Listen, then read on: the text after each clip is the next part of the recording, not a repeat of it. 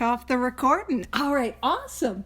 Yeah, welcome everyone. So where we're diving into this week is sex inventory. So, salacious. I mean, hey, like I should have done more of a hook when I send out the flyers, where it's like, scandalous, intrigue, mystery, sex inventory. I think I'm more excited about inventory than I am anything else. That's what gets me out of bed in the morning. Inventory. Alrighty. So let's pick up on, I wasn't going to make the joke, but I'll make the joke. So where we're going to kick off is the bottom of 68. But the vast majority of the sex inventory directions occur on page 69, and it's so funny. But I will make the confused sponsee joke, as to give people time to find page 68, bottom paragraph, where it says now about sex. But there was this one time, now this is just a story, it's not real. This one time a sponsee just falls madly in lust, head over grippy socks in love. And so that's where we're going. And so the sponsee, trying to be a good sponsee, trying to follow directions, that sponsee goes to their sponsor and says, "Sponsor, I've fallen head over grippy socks in love. It's meant to be." And the sponsor says, "Oh no, oh no, we're in trouble."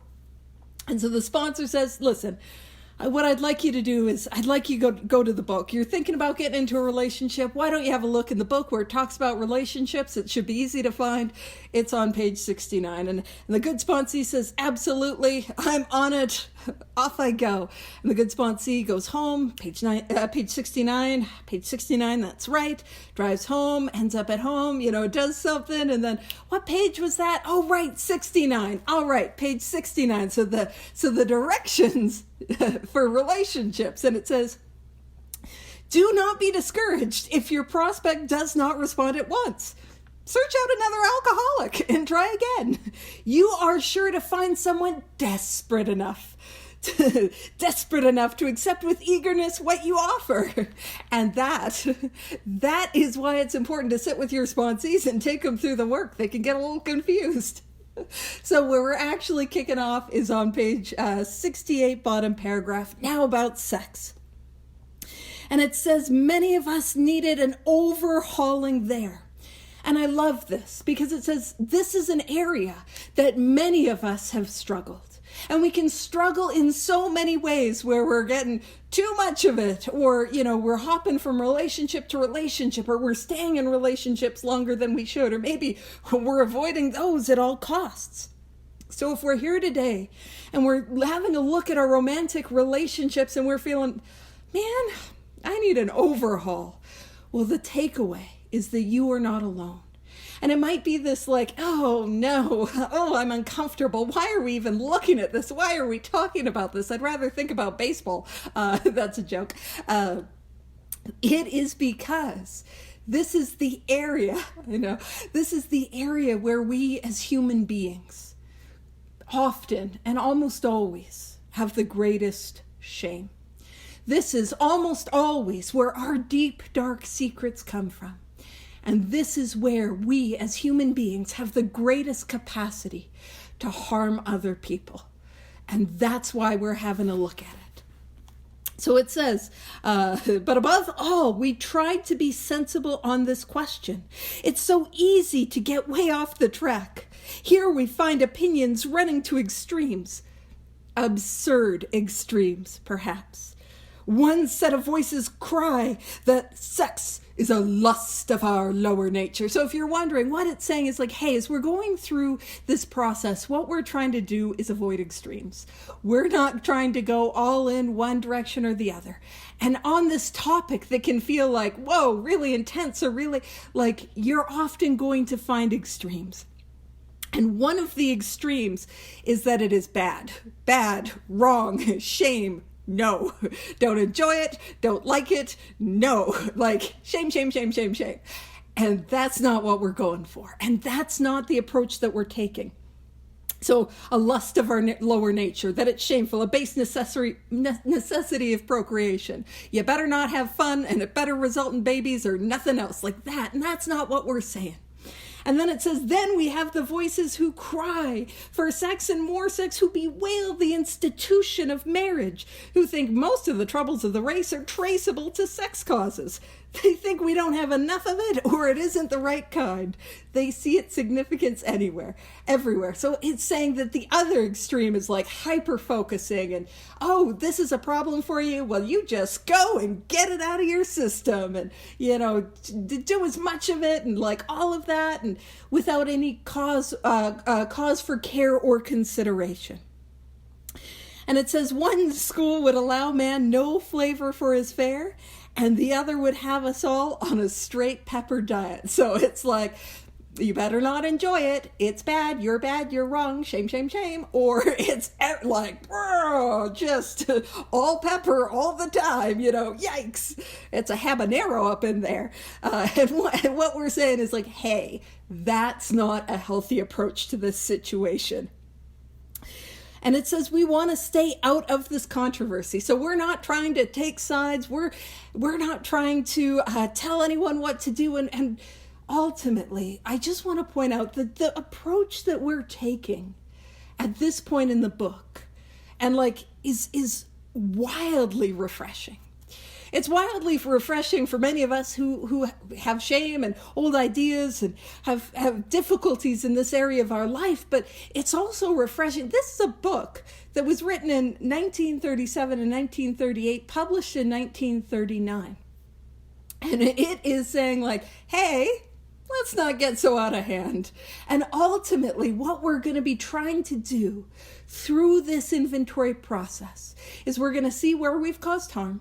We're going to see the patterns of our behavior and our defects of character. And through the inventory process, we're going to cultivate a sane and sound ideal for this area of our life. And this is important to do whether we are single, whether we are in a long-term relationship, we're married, whether we don't want to be in a relationship. This inventory process is still so helpful. So it says we don't want to be the arbiter of anyone's sex conduct. So we're not judge, jury, and executioner. We're not the Judge Judy of things. Could you imagine? That's maybe not the best visual. That's not what we're trying to do. And then this line is so refreshing. It says, we all have sex problems. We'd hardly be human if we didn't. We'd hardly be an alcoholic, not anything like that. We'd hardly be human. To struggle with intimate relationships is to be human. And so again, if we're struggling with this area of our life, you are human, not bad, not wrong, not broken, but human. And it says, what can we do about them?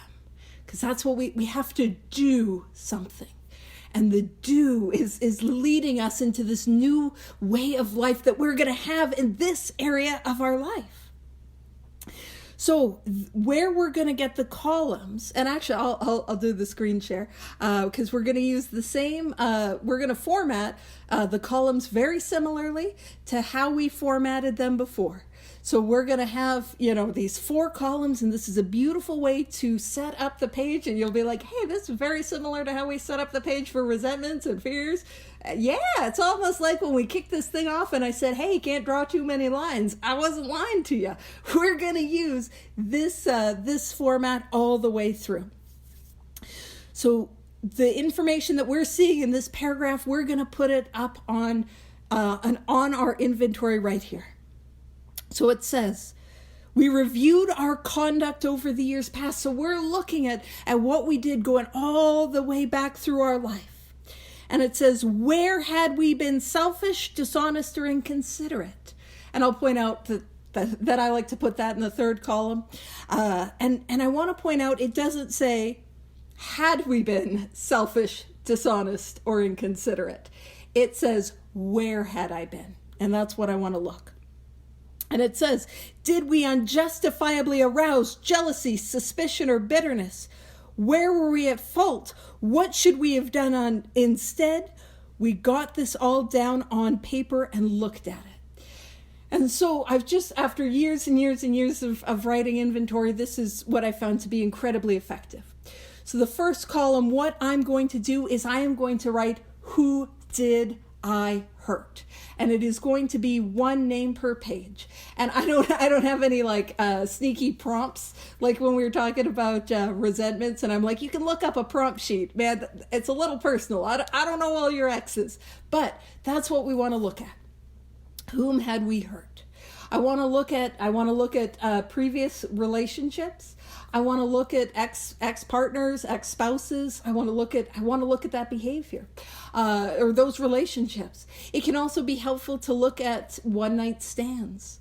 And again, we're not having a look at this to be shameful, to be critical, to approach through that lens. We're having a look at this to see if it is God-given or not, to see if this is where we are called to be or not.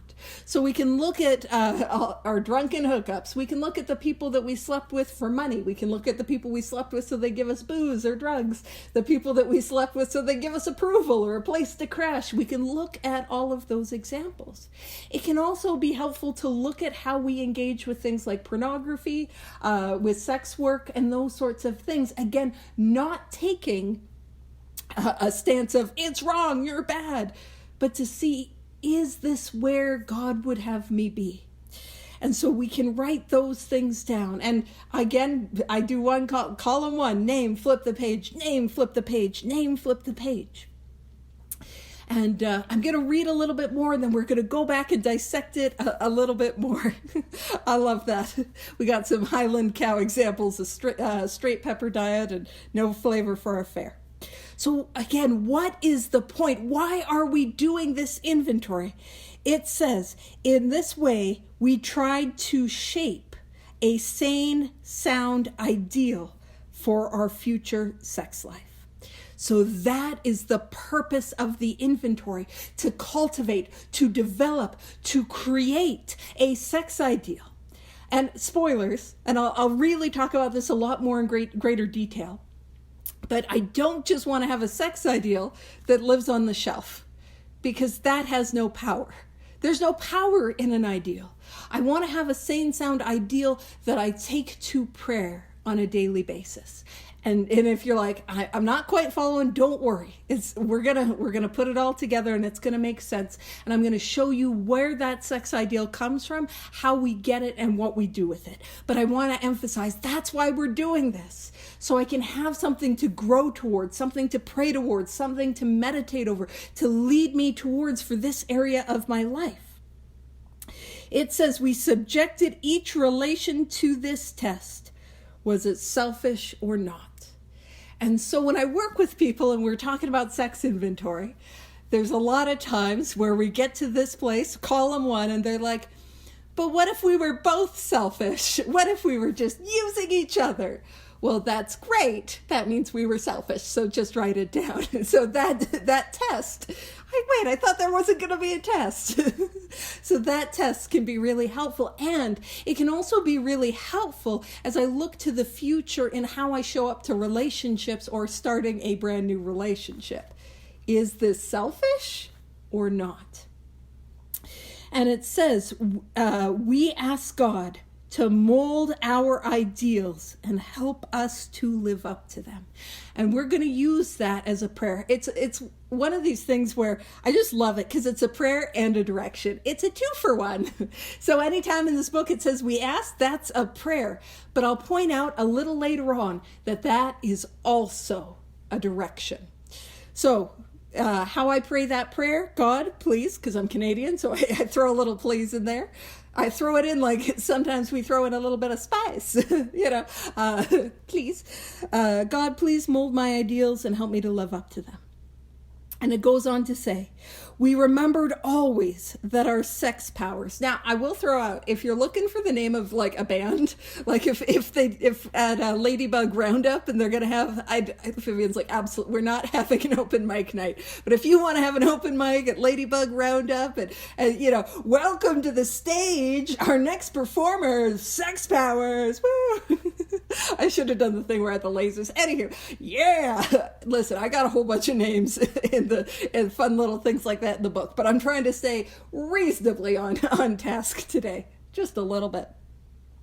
So we remembered always that our sex powers were God-given and therefore good, neither to be used lightly or selfishly, nor to be despised and loathed. And again, like for me, how beautiful is that? That this is not something that I'm supposed to live in shame about, but it's also like it's God-given, and I should be considerate with it. And how beautiful. And I just, to me, a book that was written by like a middle-aged white dude in the 1930s with input from other middle-aged white dudes in the 1930s, like how beautiful, how refreshing, how healthy, like wild, you know? And because I'm not a history husband, but I do enjoy reading, and by reading I mean audiobooks, but I love like old literature, and I love exploring like the Oxford group literature, which was religious, and so you might even expect like, whoa, it's going to be a little bit more, ooh. But actually, there's a book, I really enjoy it. It's called The 8 Points of the Oxford Group, and in it spoke about like, and it uses religious language. I'm paraphrasing, but it was like the sin of lust or whatever. Like the real problem with ultimately, I'm just going to paraphrase, the real problem with selfishness when it comes to this area of our life is that we no longer treat the other person as a human being, as God's child. And man, that's just so true. Because I can use people to make me feel better, to escape my feelings, to give me a sense of security, or I'm just inconsiderate about them and their feelings. And I just, man, like how refreshing. And that's what we're after. We're after a God-given ideal for who we are called to be, which I want you to know. I've worked with, I can't even tell you how many human beings from the variety of the human experience. And there are similarities that I've had on each and every sex ideal that I've worked on. And I'll let you know, man, I've been doing this for a long time. There is not a thing I haven't heard. Like when we talk next week in step 5 about those deep, dark secrets. And it's not like I'm going to like San Quentin and receiving like 5 steps there. I'm just hanging out with lovely drunks, you know? Not a thing I haven't heard. So what we're going to do, and I'll share the screen so we can just have it visually there. So what we're going to do is we're going to put in column 1, whom had I hurt? Name, flip the page, name, flip the page. And guess what? If we're like, I don't know their name, that's okay. That's okay.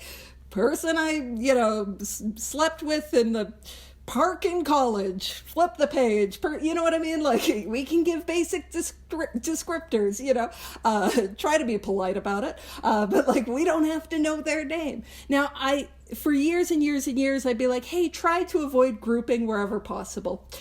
But hey, there are those times where we group, the one night stands do often get grouped, and I've learned that that's not a hill that I'm dying on. I do have my hills that I die on, and that's not one of them. So we want to look at our behavior, and we want to look, is this behavior, have I acted in this selfish way? If yes, make sure I write them down. And so our current partners, so helpful. Write down current partner, write down all of our exes, write down the one night stands. If we've engaged in sex work, it can be just helpful to look at. Just write it down. Name, flip the page, name, flip the page. And then what we're going to do is when we get into column 2, we're going to look specifically at where we were at fault. And what this is going to be very similar to is our 4th column in resentments. And we're actually going to see a lot of similarities between our between that as well as our 3rd column of some of our fears.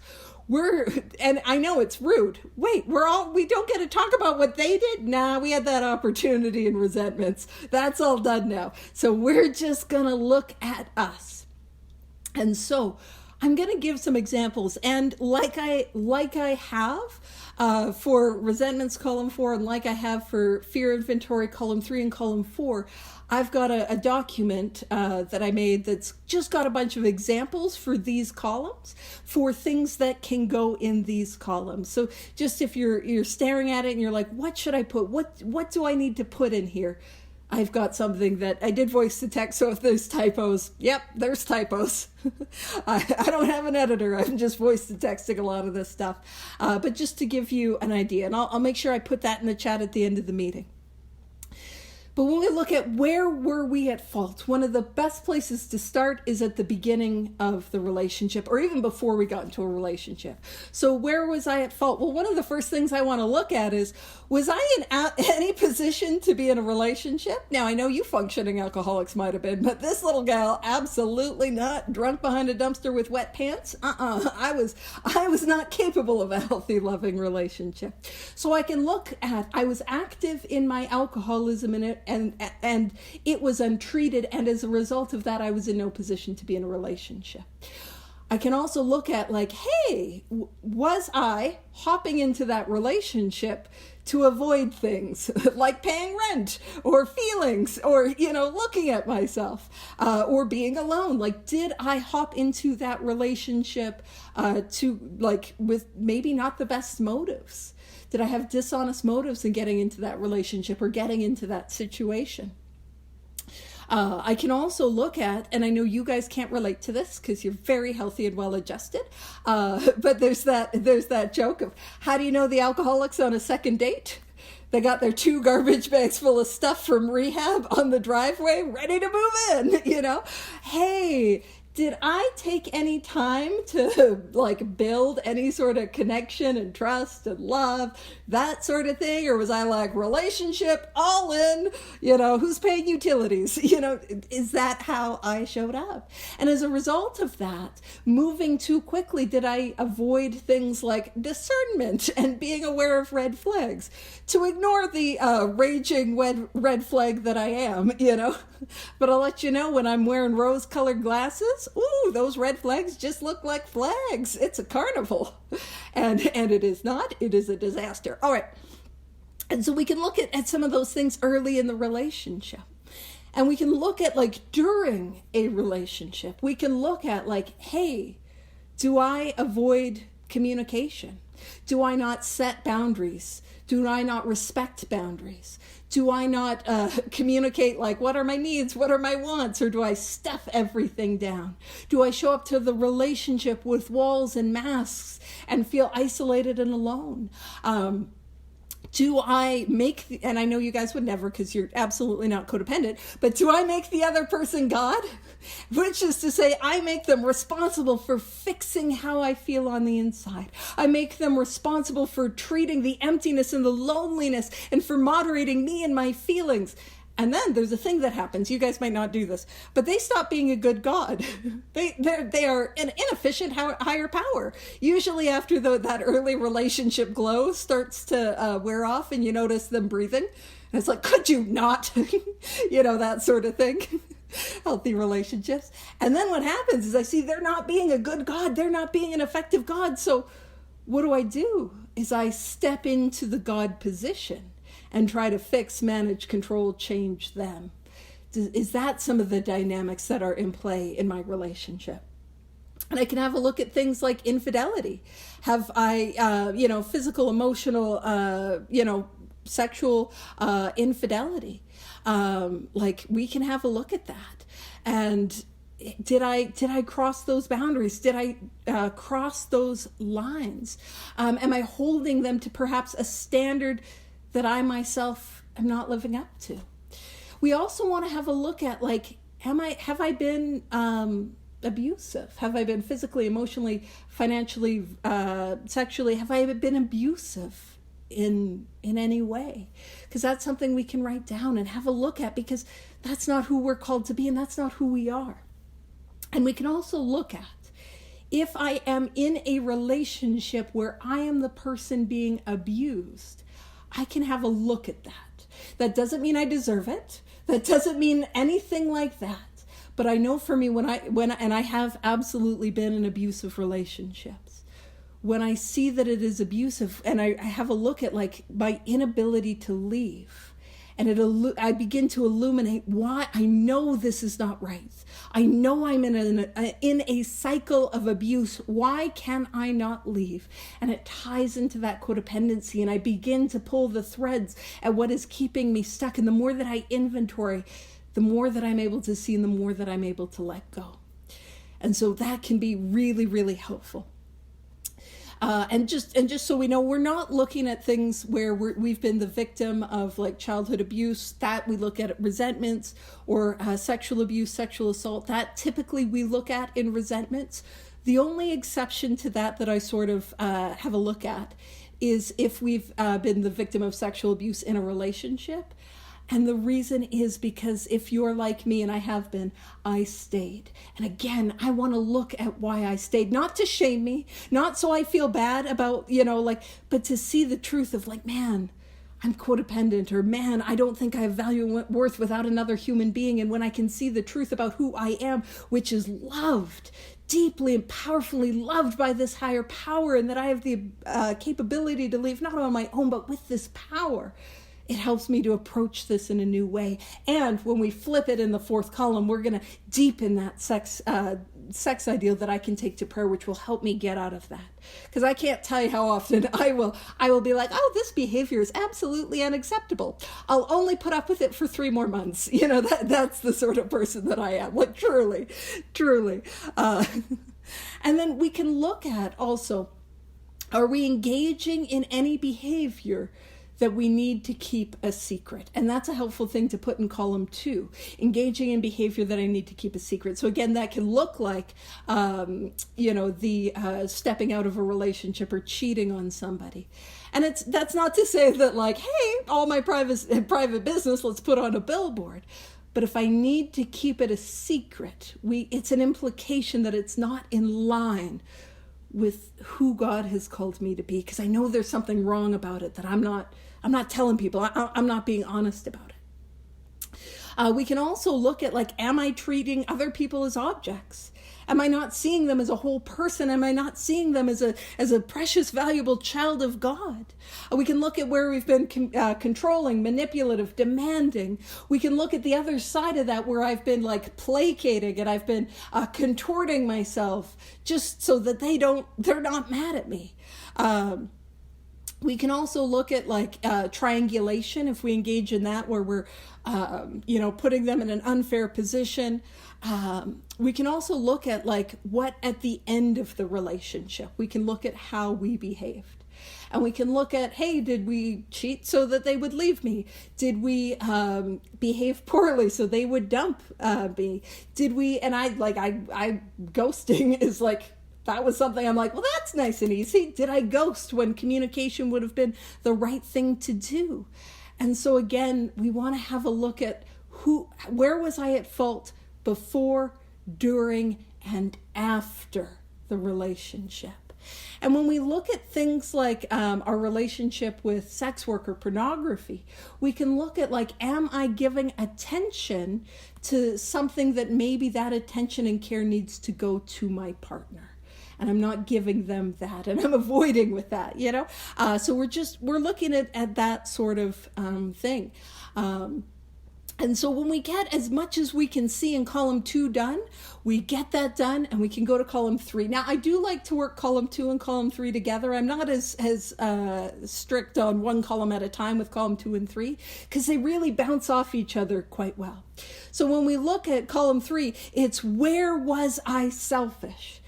And so that allows me to go a level deeper, looking for some additional places where I've been selfish. Maybe I've been playing God in the relationship. Maybe I'm only thinking of myself, what I can get. I'm not being thoughtful of their feelings, their well-being. I'm holding them to a standard that I myself am not living up to. Where was I selfish? And again, it helps me to go deeper. And when I look at where was I dishonest, again, I get to go deeper. So that can range from like full on, infidelity to not sharing my feelings. Any behavior where I'm keeping it a secret. The walls, the masks, the contorting myself, the creating eggshells, because this was rude when I realized this. Eggshells are a choice because I'm choosing to manipulate their feelings so they're comfortable by, and then I can look at being inconsiderate. And so where was I inconsiderate? And things like not thinking about them, their feelings, not putting effort into the relationship, when your partner, your loved one has asked you to do something and, man, they're really nagging.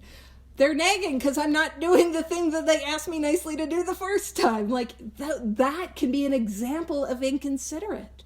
It could also be where I'm like not listening to them in an argument or a conversation. Those are all examples of inconsideration. And I also like to look at things like being complacent in the program of recovery.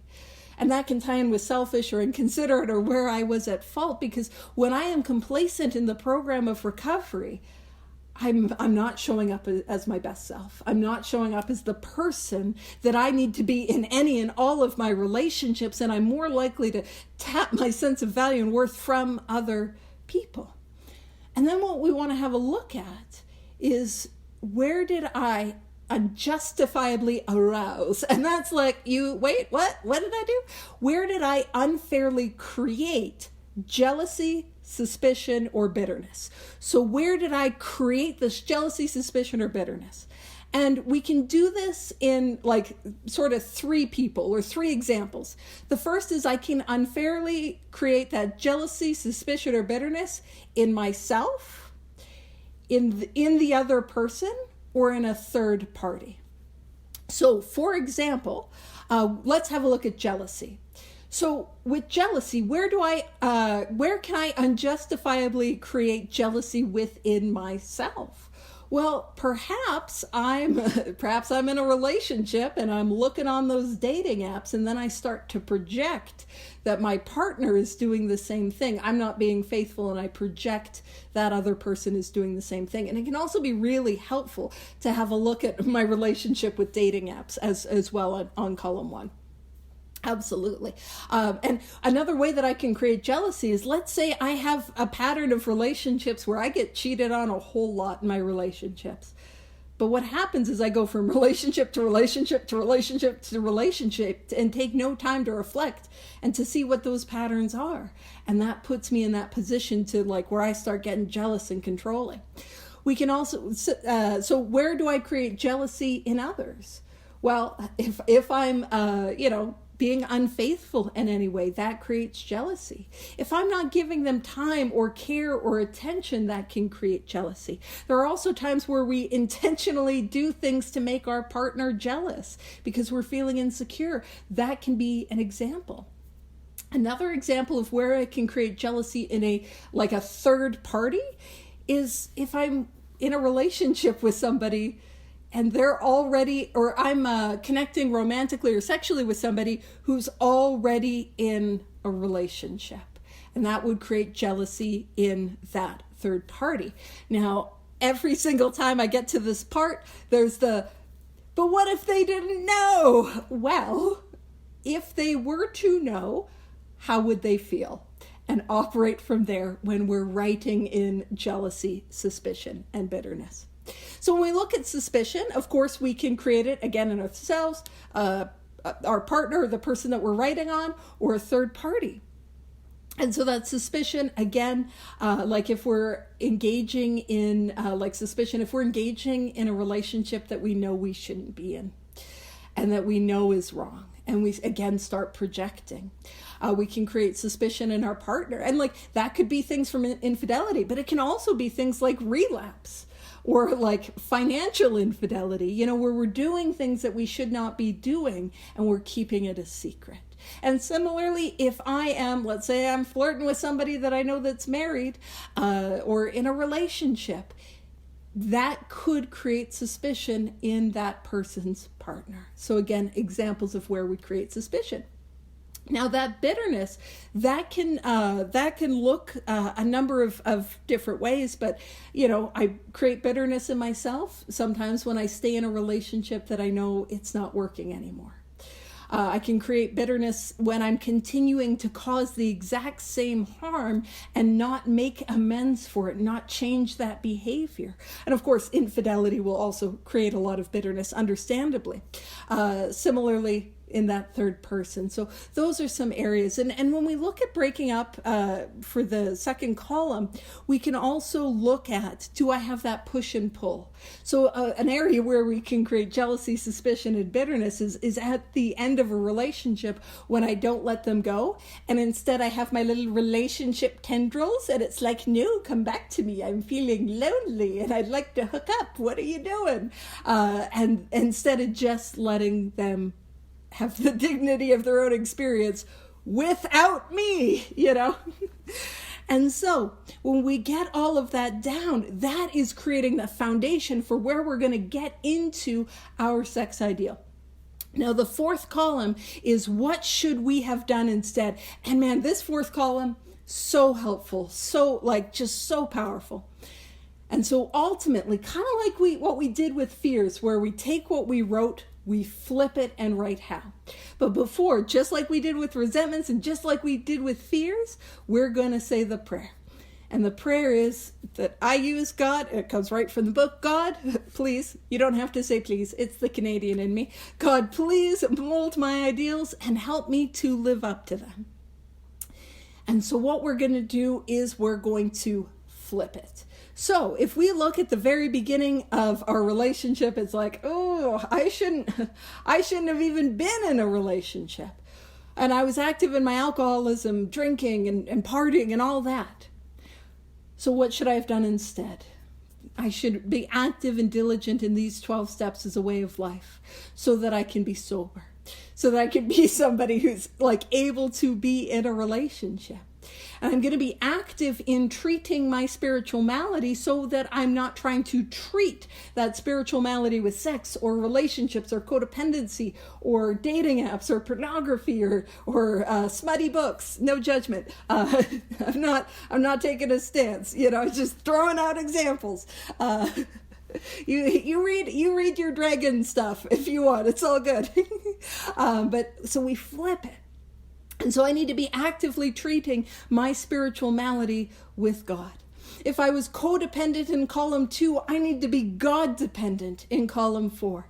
If in column 2, I hopped into a relationship without taking time to heal, I need to be active in making sure that I am on solid spiritual ground and giving myself time to move and breathe in between relationships.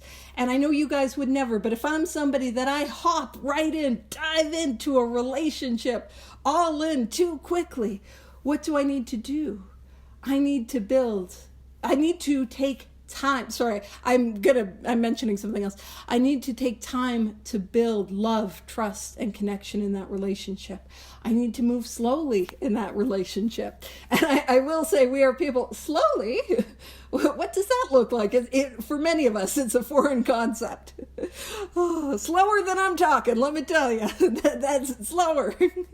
All right. And then I also want to be aware of and able to respond to red flags. And we can also look at green flags, able to be aware of and respond to those too.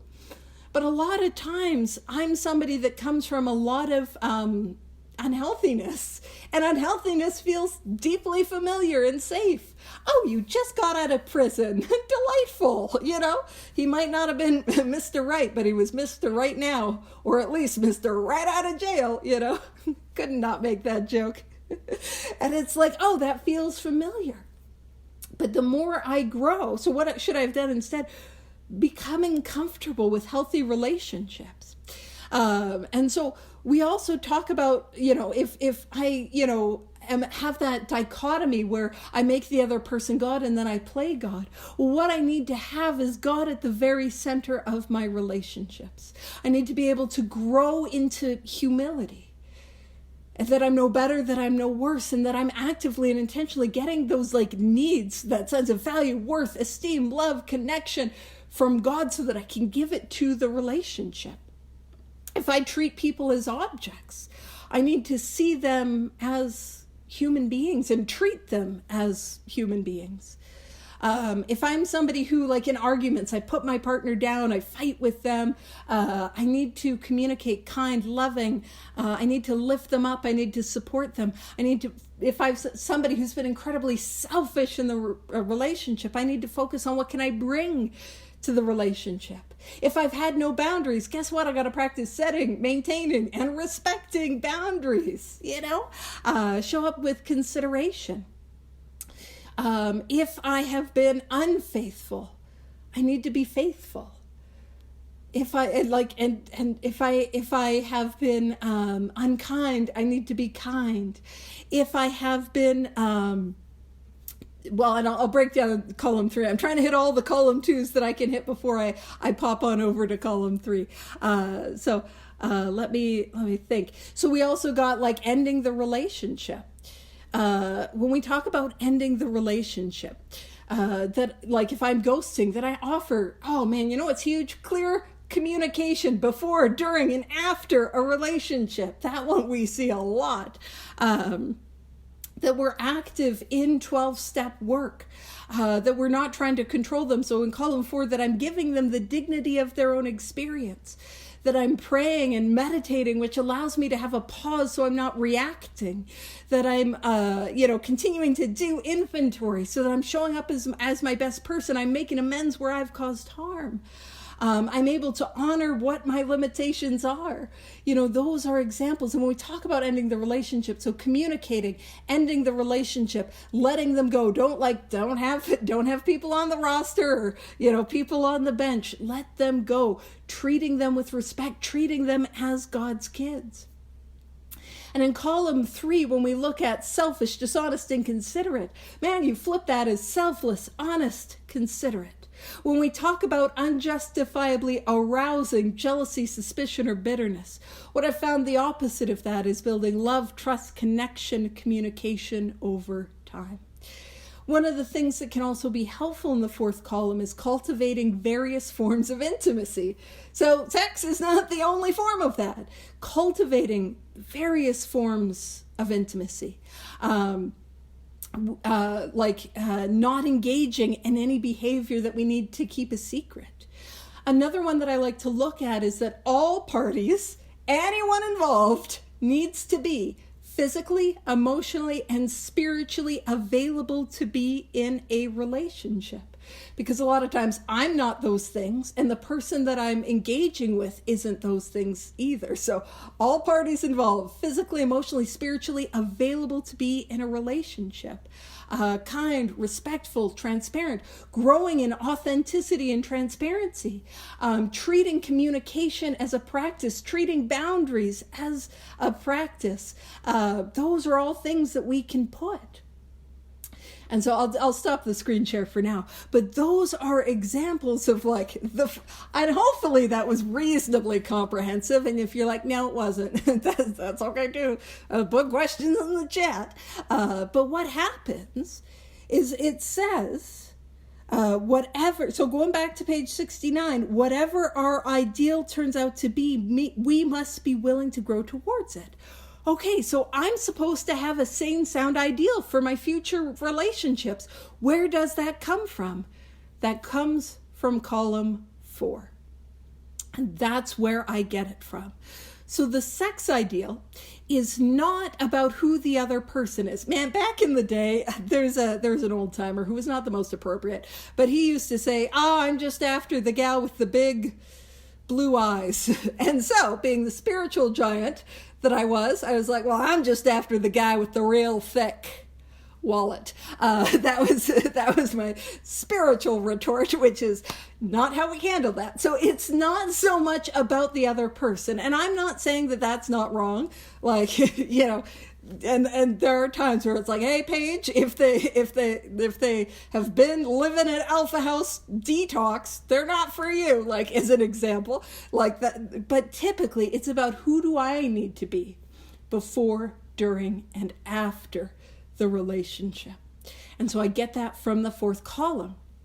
And we will see these themes again and again and again. And one of the things that I do in step 5 is I will write what people tell me their sex ideal is. And so I can't tell you how often I will write active and fully engaged in the 12 steps as a way of life, God at the center of their lives, God dependent, using discernment, aware of, respond to red flags, all parties, emotionally, physically, spiritually available to be in a relationship, having honest, clear motives before getting into a relationship, treating somebody with love, care, and respect, etc., etc., etc. And that becomes our sex ideal. Now, when it says whatever our ideal turns out to be, and we can take the broad strokes, we must be willing to grow toward it. So a couple things. One, I've got some news. You know what? I'm going to say this as weird as possible, so bear with me. The sex ideal is meant to be like a resume. Now, don't jump on that too quickly, because you might hear that and be like, all right, I will send in my application on Tinder. Like, no, that's not what I mean. But what I mean is, like, a resume is a living document. A resume will change. Now, there are certain things that that are going to be consistent on everybody's sort of sex ideal. But our sex ideal is going to change. It's going to change when we're single versus when we're dating, versus when we start to be in a committed relationship. And that's going to change, the longer we're in the relationship. And if we get married, that's going to change. And if we have kids, that's going to change. And so it's meant to change. In part, we hope, because I'm living up to what's there. And so one of those things, not that anyone here who's married would ever get into a fight with their partner or spouse, can't relate, ever. But what can be helpful is, after we do those pesky resentment columns, is that we then take it through the sex inventory columns. And we can update that sex ideal. Because there are times, we are practicing that clear, concise communication, and I'm still leaving the socks everywhere. I'm being inconsiderate. And we get to grow and deepen. But also, it is not like, let's say I write all of those things from the 4th column out. And what I do when I receive 5th steps is I write down all the things my sponsees tell me that their sex ideal is, not what I think it should be, but, I just need an activity while they're doing their 5th step, because I've helped them write the 4th step, so I know what's in there. And I'll write what I hear them say, and then I give it to them.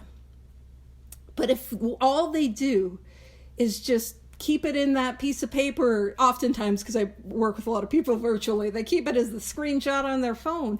There's no power in that. We were talking in step 2, there is no power in an ideal. The needed power wasn't there. The power is in God. So when it says we ask God to mold our ideals and help us to live up to them, that is a prayer, but that is also a direction. So what I have found is not helpful is just putting that on the shelf.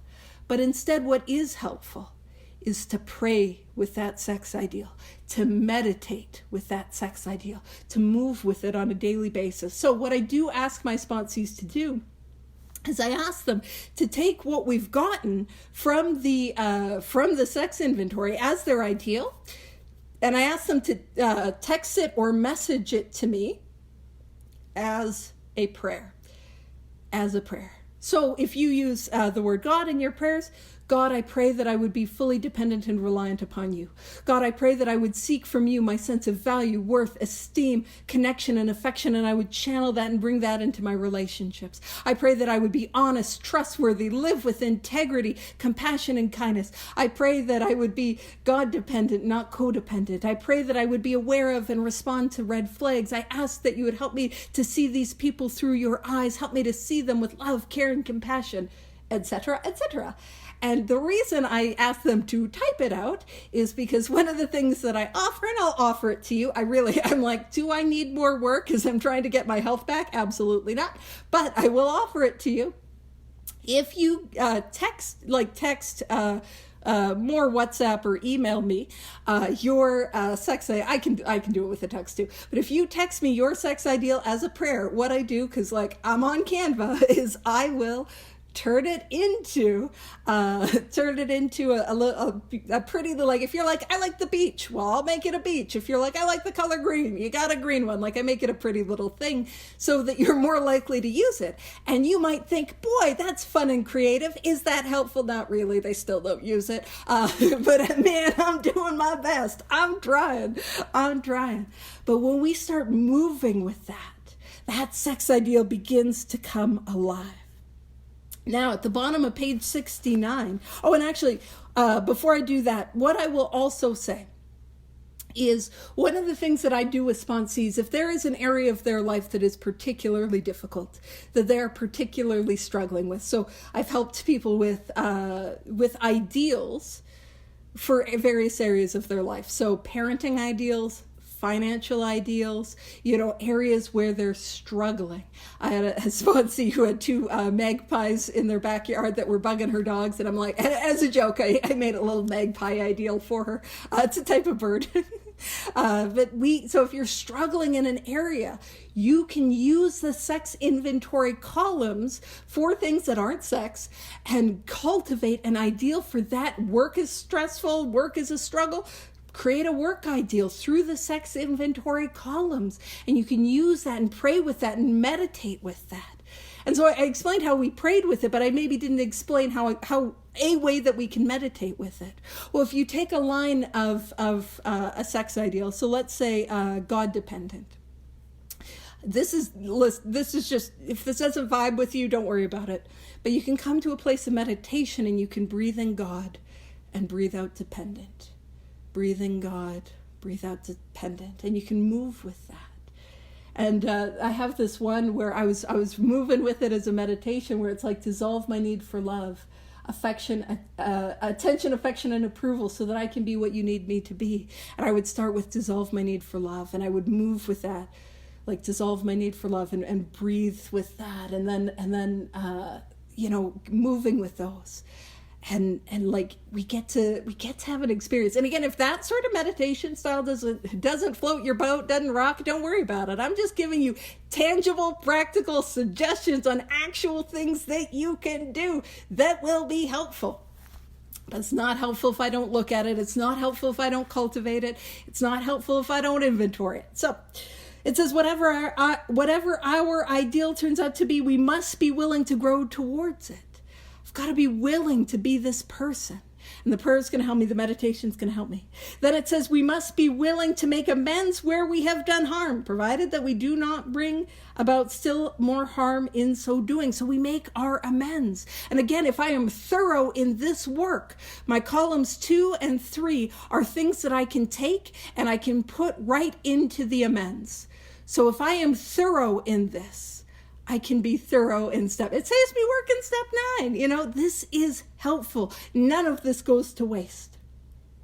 And it's an interesting thing. I don't know, it's where I live. I live in Calgary, Alberta. And not all of the guys, but a lot of the guys are like, we don't make amends to our exes. And it's like, yeah, we do.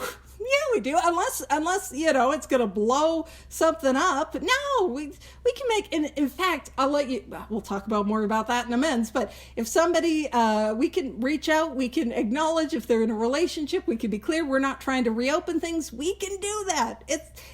I know. Now everybody wants to vomit and leave meeting. Hold on, we'll help you. Stick around, we'll help you with the amends. All right. And it says, provided that we do not bring about still more harm in so doing. In other words, we treat sex as we would any other problem. And this is how we deal with problems in Alcoholics Anonymous. I've done whole talks on this paragraph because it's so helpful and so just explains exactly what we're doing. So what do we do with the problem? It says in meditation. Oh man, so I got to have a meditation practice. I got to. So in meditation, we ask, and here's the prayer. In meditation, we ask God what we should do about each specific matter. The right answer will come if we want it. And that's the tricky thing, is sometimes I don't want it. I don't want that right answer, and I'm trying to avoid it. But the right answer will come if we want it. Now it goes on to say, God alone can judge our sex situation. Counsel with other persons is often desirable, but we let God be the final judge. Again, we're finding that God-centered path. We realize that some people are as fanatical about sex as others are loose. We avoid hysterical thinking or advice. And you'll notice the core of what we're doing in that sex inventory is nothing crazy. It's nothing crazy. And, it's God-given, because it's like we see where we've caused harm, and so that's not where we need to be. And this is the book and God giving us grace and meeting us where we're at. It says, suppose we fall short of the chosen ideal and stumble. Does that mean we are going to get drunk? Some people tell us so. But this is only a half-truth. It depends on us and our motives. And this is one of the few places where motives are described. We always want to be like, I want to check my motives before taking spiritual action. Nah, but I'm not checking my motives before I get into the relationship. The blue of his grippy socks matches the blue of his eyes. Why would I need to check my motives, Or hey, he's a real fixer-upper, and, I'm into some spring cleaning. All right. So it says, if we are sorry for what we have done and have the honest desire to let God take us to better things, God is where the power is. I don't have the power, but I need to access the power. We believe we will be forgiven, and we will have learned our lesson. But here's the warning.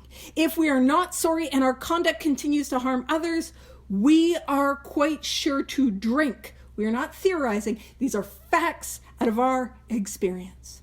And ultimately, this is not a new warning. It is a continuation of the first step promise.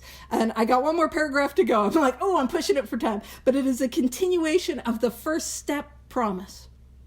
That if I do not have a spiritual experience, I will drink again. And if this is the area of my life that causes the greatest harm to others and carries the most shame in my life, that is cutting me off from this power more than anything else. And why I can't live here. I can't do wrong, or I can't cause harm and feel good about myself. I can't. And I'm sure there are people that can, but that's not me. I'm blocked off from God. So it says, to sum up about sex, we earnestly pray for the right ideal. So we're bringing this to prayer. For guidance in each questionable situation. For sanity and the strength to do the right thing. And again, we can say that as a prayer. God, I pray for the right ideal. For guidance in each questionable situation. For sanity and for the strength to do the right thing. It goes on to say, if sex is very troublesome, we throw ourselves the harder into helping others. 12-step work. And it doesn't have this asterisk because it probably didn't think we need it, but I'm going to add an asterisk. Not with people we're attracted to. That's not who we're 12-stepping. It should be obvious, but sometimes it's not. So I'm oversimplifying it. We think of their needs and work for them. Because what is the root of my sex problems? It's about me and what I can get. So let's get out of me and go think about what I can do for others. This takes us out of ourselves. It quiets the imperious urge. Now that is that domineering, overbearing, urgent, that uncontrollable urge when to yield would mean heartache. So hopefully that was helpful, and hopefully that helped explain the sex inventory and helped it to have a bit of a new view and sex ideals. That's pretty rad, and I'll make you a fun little poster that you can use or not use. But with that, I'll turn it over to Vivi.